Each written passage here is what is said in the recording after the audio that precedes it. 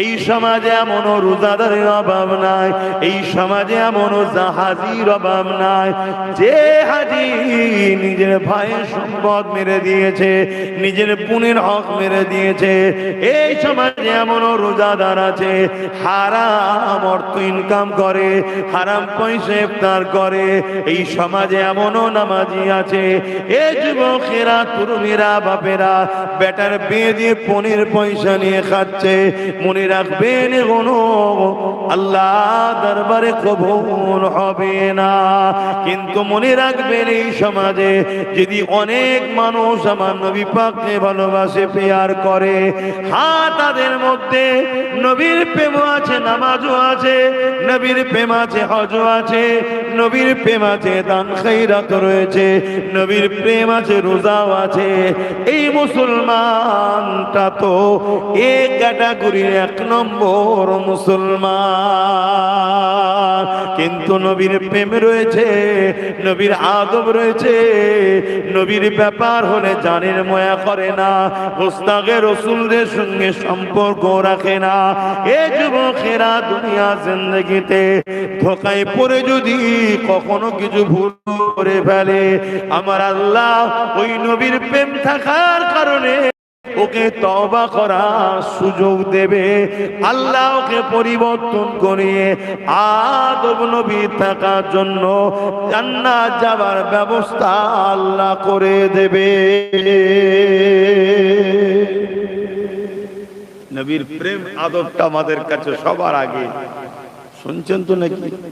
আর প্রেম আদব রেখে যারা নামাজ পড়ে এরা তো এক ক্যাটাগরির মুসলমান, এরা তো ভিআইপি, এরা তো বেহিসাব জান্নাত যাবে। জোরে বলুন সুবহানাল্লাহ। এ তো সাধারণ মুসলমান নয়, এরা ঈমানও আছে, আমলও আছে। দুটো তো জিনিস, একটা ঈমান একটা আমল।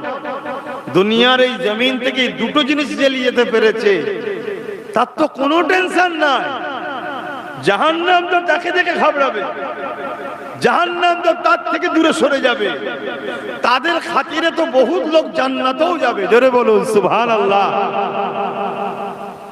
কিন্তু অপর দিকে নবীর প্রেম আছে, দেখিতে কিছু ভুল করে ফেলেছে, আল্লাহ একে অনেক সুযোগ দেবে, অনেক দিক দিয়ে একে সুযোগ আল্লাহ দেবে, তওবা করার সুযোগ দেবে, অনেক দিক দিয়ে আল্লাহ একে নাজাত দিবার রাস্তা দেবে।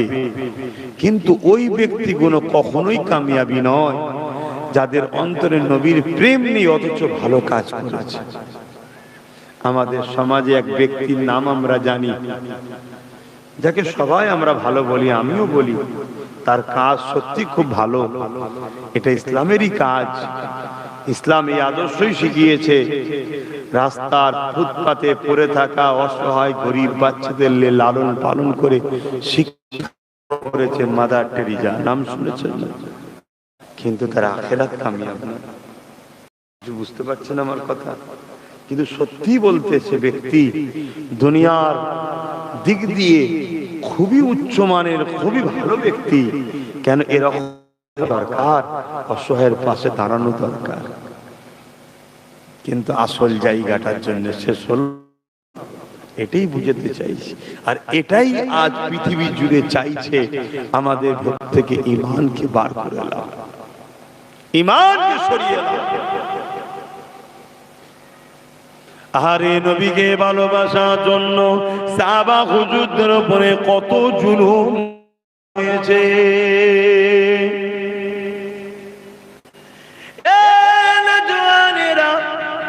আল্লাহ নবীর সাহাবী হযরত বেলাল রাদিয়াল্লাহু তাআলা, তিনি এমন করে হাবশী দেশের একটা কালো মানুষ ছিলেন, বড় গরীব ছিলেন। তিনাকে গোলাম বানিয়ে বাজারে বাজারে বিক্রি হতে হতে হতে হতে হাত ফিরাই হতে হতে হতে মক্কার বাজারে হাজির হয়।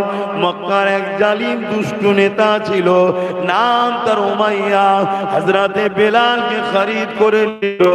বেলাল খরিদ করে নিয়ে যে ঘরে নিয়ে গিয়ে তার সাথে অমানবিক অত্যাচার তাকে জুলুম করে, তাকে বড় খাটায়, তার উপরে বেতের আঘাত দেয়, বড় কষ্ট দেয়।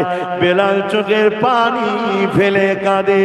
মানুষের মধ্যে তো মায়া থাকে, মানুষের মধ্যে তো কষ্ট থাকে, মানুষের মধ্যে তো আঘাত লাগলে চোখ দিয়ে পানি বেরোবে।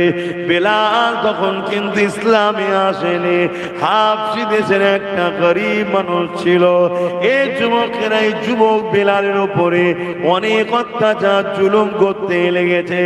একদিন বেলাল আসমানে দিয়ে মুখটা তুলে বলতে লেগেছে, কেউ কেমন আসবে না এই গরিব দেওয়ারে কৃতদাস পোতা থেকে বাঁচাবার জন্যে। ঠিক এমনই সময় বেলালের কানে খবর এসে যায়, একজন মক্কায় এসেছে হযরত আব্দুল্লাহ হুজুরের ঘরে করে, তিনি বড় হয়েছে আজকে। তিনি এলান করেছে মানুষ কখনো মানুষের দাস দাসী থাকবে না। তিনি এক রবের প্রচার করে, তিনি বলে লা ইলাহা ইল্লাল্লাহ, লা ইলাহা ইল্লাল্লাহ, লা ইলাহা ইল্লাল্লাহ, লা ইলাহা ইল্লাল্লাহ। বেলাল এই খবরটা পেয়ে গোপনে গোপনে আমার রাসূলুল্লাহ কদমে হাজির হলে আল্লাহ নবীর কাছে গিয়ে বেলাল কাঁদে আর বলে, কেউ কি নাই আমাদেরকে গোলামি থেকে বাঁচাবার। আল্লাহ নবী বলল, বেলাল রে, অবশ্যই সময় এসেছে আমার আল্লাহ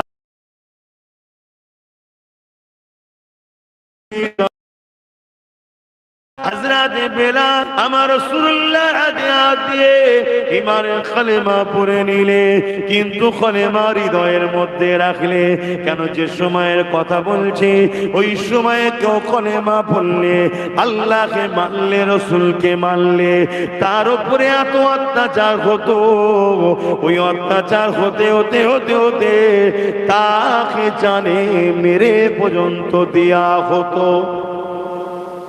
মাইকাতে বুঝতে পারছেন? আমি সবাইকে জিজ্ঞেস করছি, বুঝতে